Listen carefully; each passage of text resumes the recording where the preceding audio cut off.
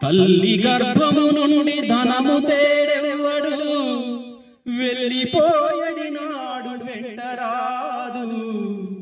లక్షాధికారైన లవణమన్నమే కాని మెరుగు బంగారము మింగబోడు. విత్తమార్జన చేసి విర్రవీగుటే కాని కూడబెట్టిన సొమ్ము కుడువబోడు. ముందుగా మరుదైన భూమి లోపల పెట్టి దాన ధర్మము లేక దాచి దాచి తుదకు దొంగల కిత్తురో దొరల గౌనో. తేనె జుండి గలియవా తెరువరులకు భూషణ వికాస శ్రీ ధర్మపుర నివాస. దుష్ట సంహార నరసింహ దురిత దూర, దుష్ట సంహార నరసింహ దురిత దూర.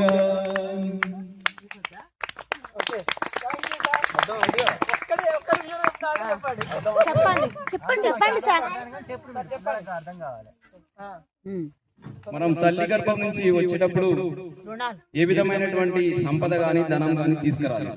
అదే విధంగా ఈ చనిపోయేటప్పుడు కూడా మనం ఈ భూమి మీద నుంచి ఏ విధమైనటువంటి సంపద ధనం గాని తీసుకుపోలేదు.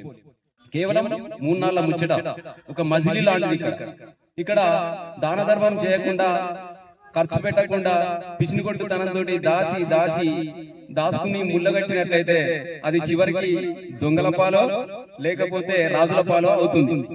కాబట్టి మరి ఎవరైనా ఎంత పెద్ద ధనవంతులైనా, లక్షాధికారైనా, కోటీశ్వరుడైనా ఉప్పుతో కూడినటువంటి అన్నం మాత్రమే తింటాడు. అవునా కదా? బంగారం అయితే తినలేడు కదా. మెరుగు బంగారం మింగబోతాడా?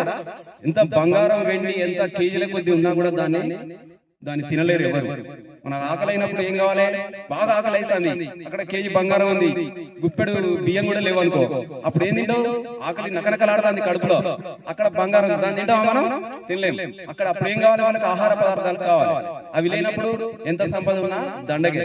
కాబట్టి బతుకున్న నాళ్ళు దాన ధర్మాలు చేస్తూ కొంచెం పుణ్యం పురుషార్థం సంపాదించుకొని వెళ్ళిపోవాలి ఈ 4 రోజులు. ఓకేనా? ఫస్ట్ ఏం చేయాలి? బాగా చదువుకొని ఫస్ట్ మీ తల్లిదండ్రులకు ఉన్న ఊరికి పేరు తీసుకురావడానికి మంచి భక్తి శ్రద్ధలతోటి చదువుకొని కన్న తల్లిదండ్రులు ఫస్ట్, తర్వాత ఉన్న ఊరికి మంచి పేరు తీసుకొని రావాలి.